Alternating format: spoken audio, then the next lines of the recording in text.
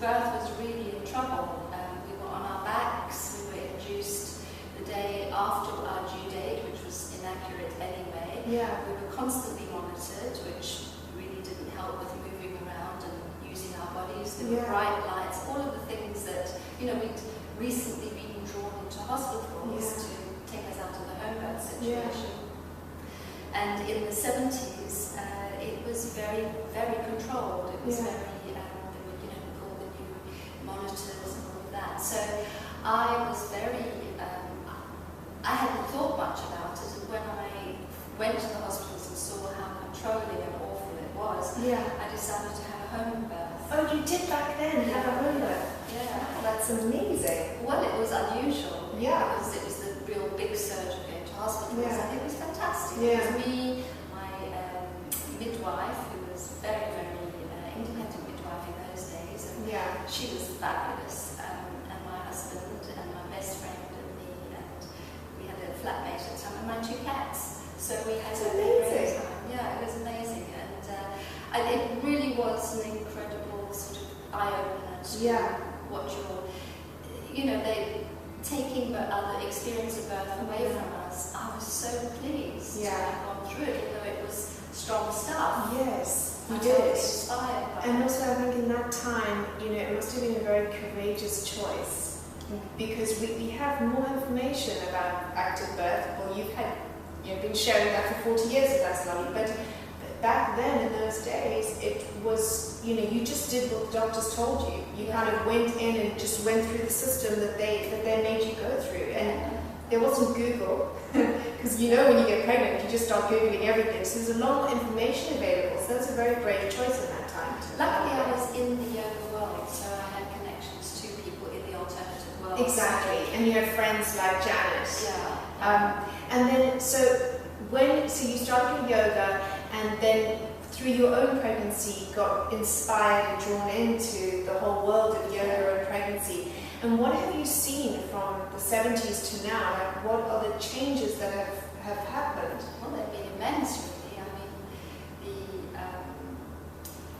we were not allowed, in certain hospitals, you were not allowed to get off the bed. If you got off the bed, the midwife would get into trouble. So there was no freedom of movement, as there is these days.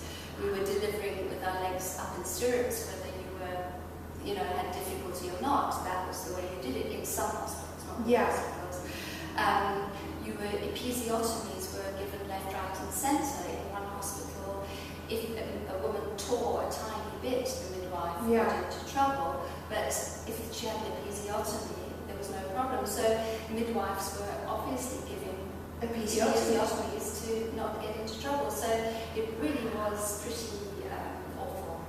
And then during the 70s, people popped up like Balaskas, who wrote all the wonderful books. Michel Audin, who was one of our, he is my inspiration. Every time I go and see him talk, I think, of course, why it's so obvious, it's so logical. And he cuts through all of the stuff and gets to the point, and it's just so wonderful that he's been around to lead those of us. And even Michel Le Boyer, Frederick Le Boyer, who was very early on in the 70s, talked about when babies were born, laying them into water to reconstruct, absolutely, to make them feel at home once they've been born. So it feels so natural. I mean, it feels so natural for that to be the way.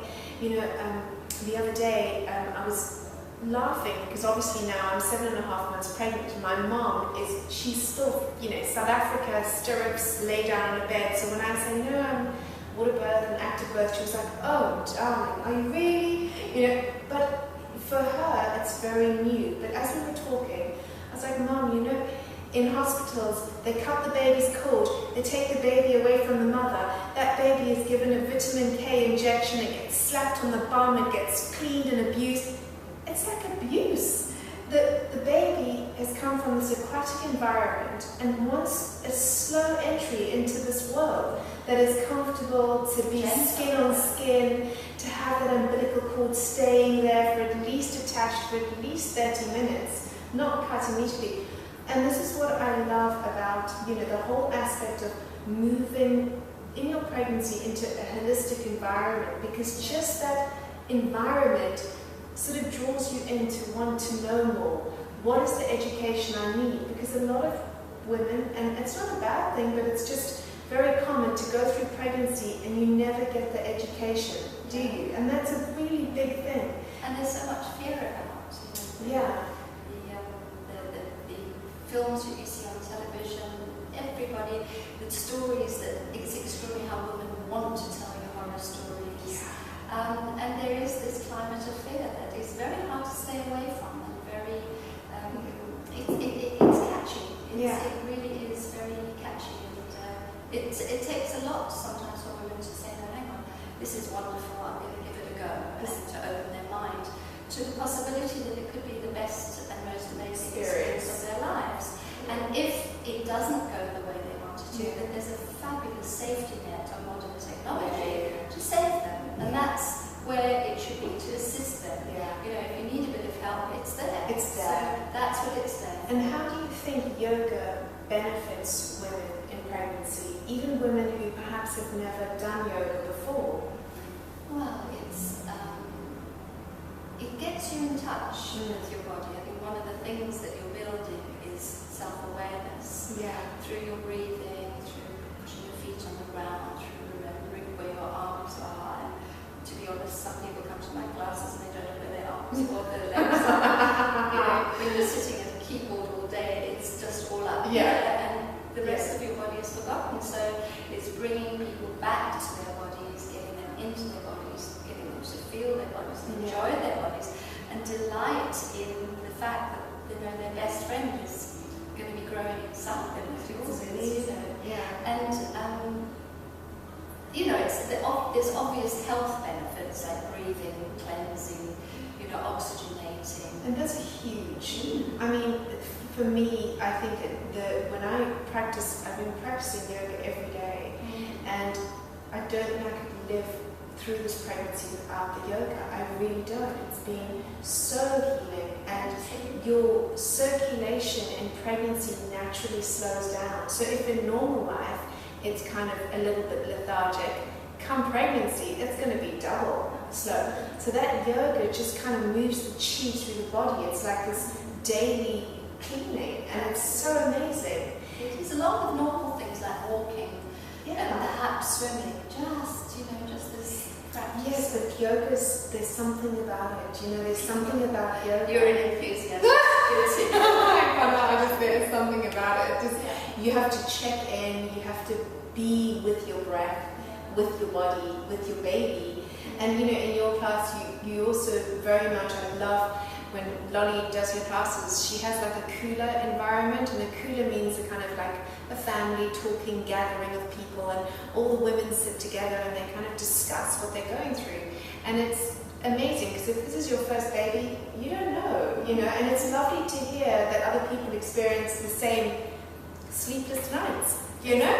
They do their job, my job for me, because in the classes there's always women, like last night I had a woman having her fourth baby leave us, and I didn't have to do anything in that class because she's much more up to date on the information than I am. So they all feed each other information, and I just facilitate that in the discussion part of the class. And then when it comes to the yoga, then that's where I get hold of them. But like what we were saying earlier, certain yogas are really not for pregnancy, and that's when when I got into teaching or developing, which has been really my job for the last 40 years, is developing a style of yoga and you know, just tweaking it and developing it towards really being appropriate for pregnancy. It's quite different.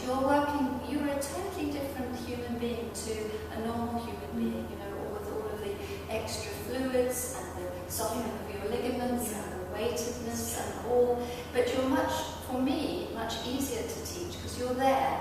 You're more real than, you know, ordinary non-pregnant people. So it's an incredible person to teach because it doesn't take much to get you into the zone and to get you into this lovely place, because your endorphins and all of the hormones that are floating around your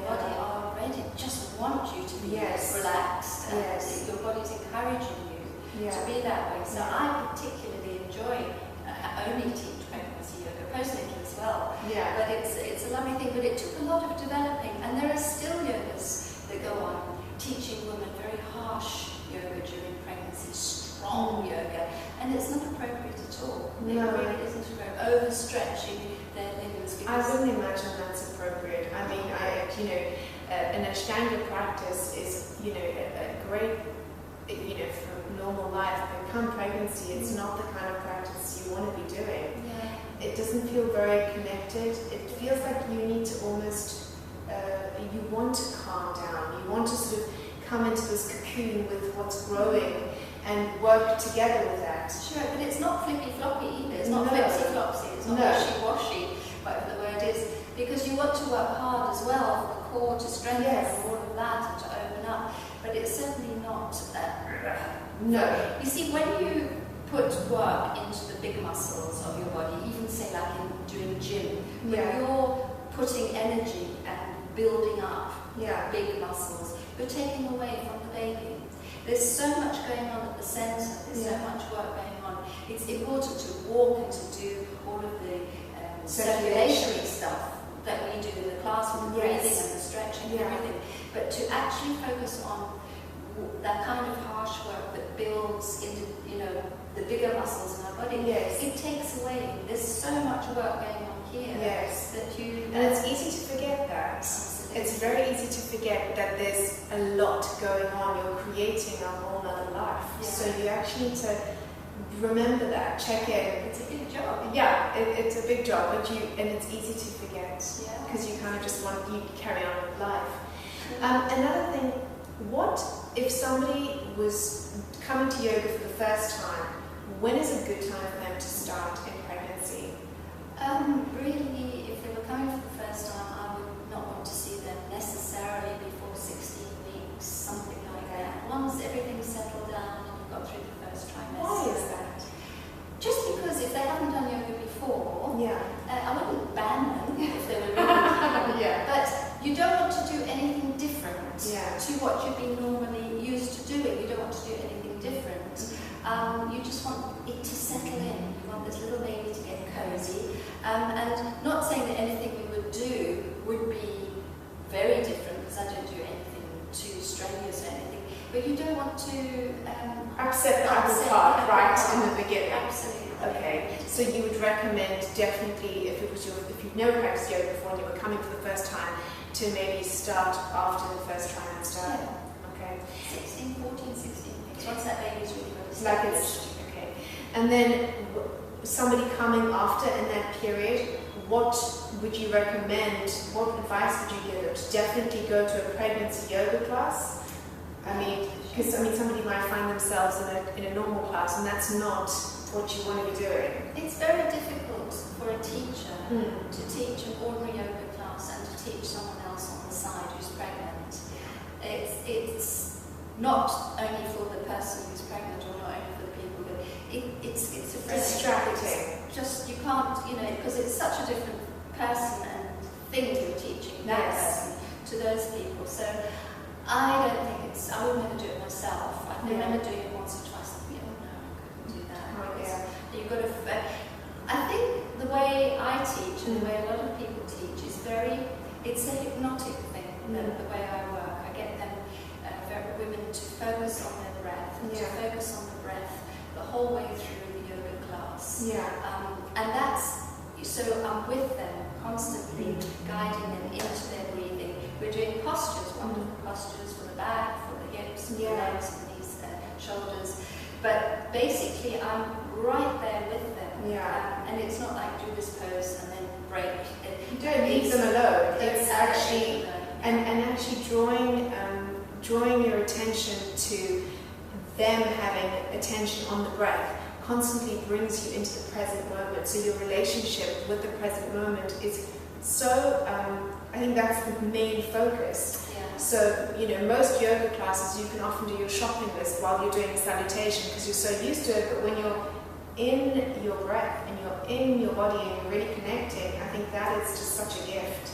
Because that's when you walk out of a class and you're floating and you feel the same. As you really, come home for that. And also that's the preparation for labour. Yeah. Because basically, the more we get women into their familiar and in tune with their breathing, and the more they start to work. When you work with your breath, and I've heard at the Olympics the sportsmen talking about how you get into the zone, and how actors and all sorts of people get into the zone. If you work on finding your way into the zone, which the breathing takes you into, the breath certainly does. When it comes to something like labour, a challenge, you know how to get there, you know how to work to get into the zone. So it is such a gift to know that when this big event comes towards you, instead of tensing up and taking fright, you know how through your breathing to go to dive into. You've actually practiced. You've been spending this whole period practicing, connecting with that breath. Absolutely. You know, you hear this, people say, don't push, breathe the baby down. So we'll move into talking about a bit of labour and active birthing. I need to breathe. So what is the difference? So when we're talking about breath, what is the difference between pushing and breathing the baby down in labour? Well, having been to hundreds of births, most first-time mums have to work to push their babies out. Right. Okay. When people talk about breathing the baby out, it's more likely that a second or third time mum would be just working with the breath because her body's pushing the baby out. For a first time mum, you can be working with your breath. I think that whole conundrum came about because when we were on our backs, our legs were up in the air, and we had to push a baby out, not only with our pelvises as closed as they could be because the sacrum was being trapped, the little coccyx was in the way, anti-gravity, and all the anti-gravity, and you were pushing the baby uphill. In order to push that baby out, you had to go because it's like pushing a truck uphill. If you take an inhalation, the truck, if you exhale, the truck falls back towards you. But so you have to do, and that's not good for you. That's not good for you. So that was how women got into that kind of pushing, because you weren't above and in, say, some kind of half kneeling, half squatting position. When you're above the baby with the first time mum, you still have to work to push your baby out. And it doesn't have to be by blocking the breath, but you still have to push. You still have to go down, bear down. You still have to bear down. That doesn't mean, you see, while you're bearing down, you still can be relaxing, exhaling, but not holding your breath. So that's why everybody is. That's interesting that you actually know that, because that's exactly what it is. I guess when people, this new active birthing, I say new, but Lolly's been doing it since like 40 years, but this whole energy now really feels like it's sweeping through women. This kind of, I want to learn, I want to know what it is. You know, we've never done this before if it's your first time. So you wouldn't just pick up a tennis racket and try and hit a ball. You've got to learn, you know. So what's going to happen? You've got 9 months to educate yourself, you know, about what the most beautiful way is to experience this time in your life. And the difference between, please. The difference between playing tennis, you know, you learn lessons, and the difficulty with us is that when you go into labour, you've got to stop doing. It's such a difficult thing to get across to people. What do I do when I go into labour? What do I do? You do nothing. You just give in to this thing. You just allow it to take you over. You soften your jaw, you relax. When a contraction comes towards you, you breathe your way through it, and you think about what's going on. You open it up. Everything you do in your pregnancy is to give you confidence, trust, belief that your body can do it, the yoga, the walking, the classes, whatever you do.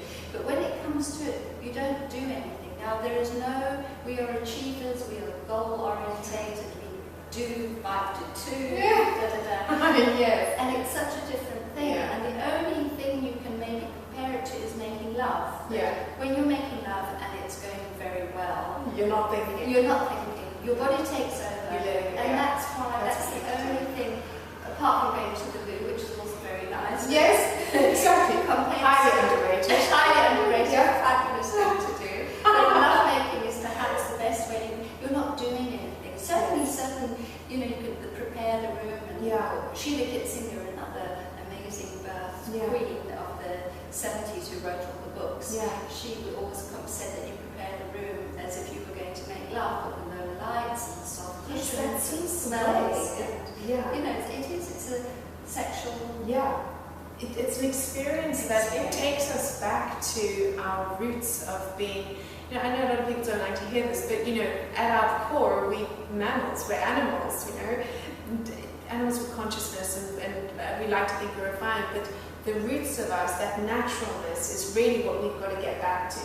And that is, you know, yoga really does take you back to that, because it cuts all the material world that we live in out. It brings us home, and that breathing, that connecting to yourself, but also moving through the systems of the body and irrigating the body is, it really is like nectar from the gods for the body, and more so than any time is during pregnancy. It really, I couldn't recommend it more. It's so beautiful. Lolly, there's so much that I want to ask you and talk to you about, but can you tell us, because you're a doula as well. I have been to many hundreds of births. Is that what a doula does? A doula is in most cases, a non-medical birth companion. Right. And basically, again, he said about midwives as well. He said particularly doulas are born. So it's a talent that you have for totally being. Doula means slave, which is not a great word, but it's that you are totally at the bidding of this person that you're with. And it's a talent. It really is. Some people are totally natural. It's a gift. A gift, that you know up to a point what this person is feeling. You tune in, and it's just following body language really, which some people do quite naturally. That when they smack their lips, you know that they perhaps would like a drink of water. Knowing when to leave them alone. I think that's the biggest skill, is not interfering with what's going on, just making them feel safe within the room or wherever they are, and just helping them to get on with it. A supportive presence. Absolutely. And what's happened over the last, 20 years is that midwives have got thinner on the ground in big hospitals. And it's been quite devastating for women, because 20 years ago, 25, 30 years ago, I used to say, well, the midwife's going to be in the room with you and your partner, and the three of you will be working together. And as time went by, that wasn't true anymore, because the midwife could be in the big hospitals running from room to room, or even 3 rooms. And that's when I remember went to a conference, and we were beginning to realise that this is when the doula was going to fill that gap, which was an interesting thing, which felt a bit, some midwives are going, well, they're taking our jobs away, but it was better than leaving the woman in the lurch and her partner in the lurch. So lots of people are taking doulas along to fill that gap, support with massage. So it gives you confidence to know that you have that level of support with you if your midwife is going somewhere else and you're not left on your own. I think that what you say about sort of creating the space and allowing that person to be in their zone without bringing them out all the time. So it's lovely to have maybe a doula for other people to consult, so they don't have to come and consult, the women in labour. That's a nice, it's almost like an agent in between. Continuity of care. We've met before. I always, in my class, I say you should know your midwife as well as you know me, and you've been coming to me for the 6 months of your pregnancy, and you feel at home with me, and you feel relaxed with me. If you had felt like crying or going to the loo or whatever, it wouldn't be such a big deal. And that's the difficulty, that they don't know their midwives. But now they can get to know their doulas, which is I think it's great. You have to choose your doula carefully, because like everything else, everything, not good and bad, but some more skilled and more talented at helping you. Absolutely. But it's a phenomenon. journey, this whole pregnancy, you know, and you know, you do it once or you do it 5 times, and I think every single time is a different experience and a different journey and a different learning and growing. But you know, one of the greatest things for me is to, even in normal life, if you're not pregnant, is to take care of your body, because it's the only one you get.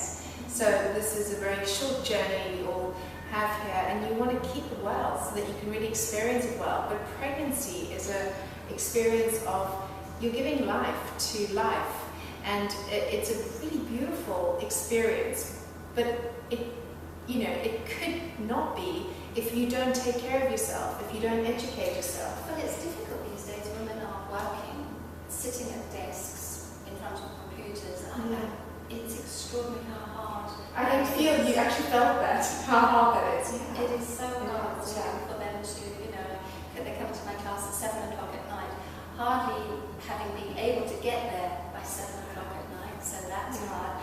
And within the 2 hours of being in my classes, they've lost them. Suddenly I go, wow, is that the same person? All she's done is breathe, rolled her hips, done a few releasings, and had a chat, you know, to be able to come home. Absolutely.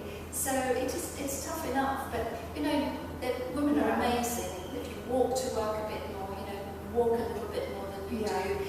Interrupt. That my big thing to say to a woman when they are someone who sits at a desk at a time, you know, a computer all day, is to interrupt that, because we can sit at computers for hours and hours and hours like that. And someone did a very small study on breathing when someone's on a computer, and we hold our breath. When we're working on a computer, we're incredibly shallow breathing. Yeah, I can see that. So what you have to do, one of my women put a little timer on her computer that it dinged every 10 minutes. She'd stand up, she'd stretch, she'd roll her hips, she'd have a drink of water, she'd go to the loo.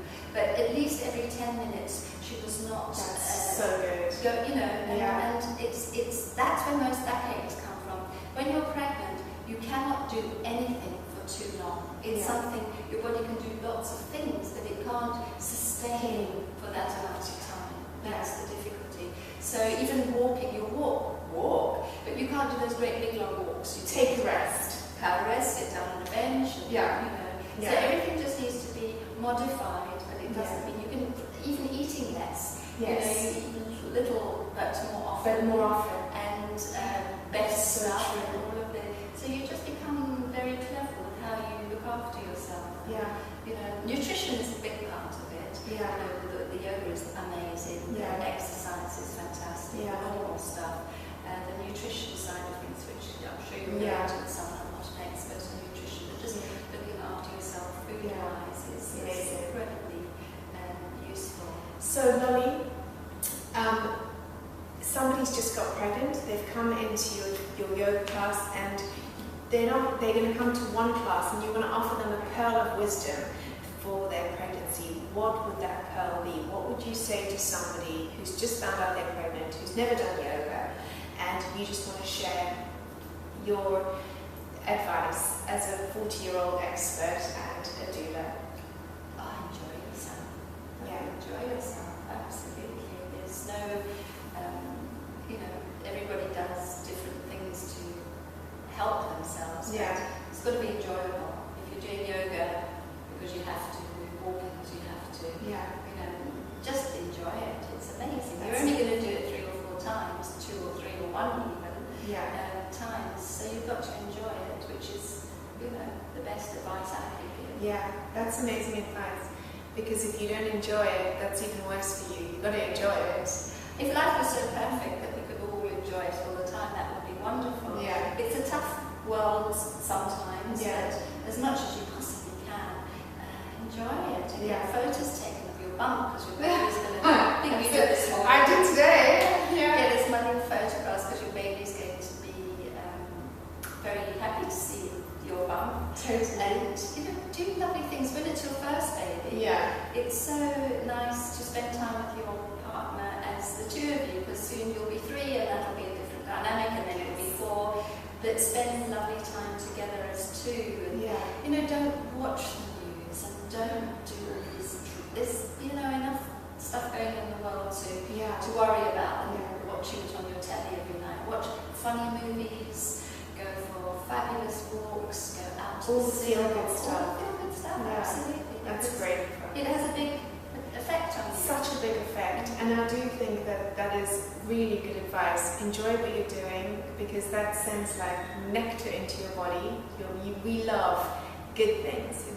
Don't watch the news, because it's always that, and it's like a soap opera. You're not going to miss anything really. Turn it on tomorrow. You can't change anything. Can't change anything.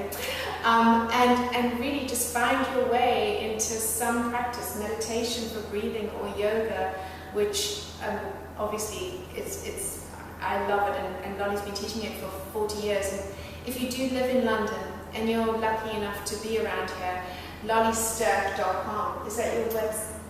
Yes, Lolly. If you Google Lolly Stirk. If you just Google Lolly Stirk, it's STIRK,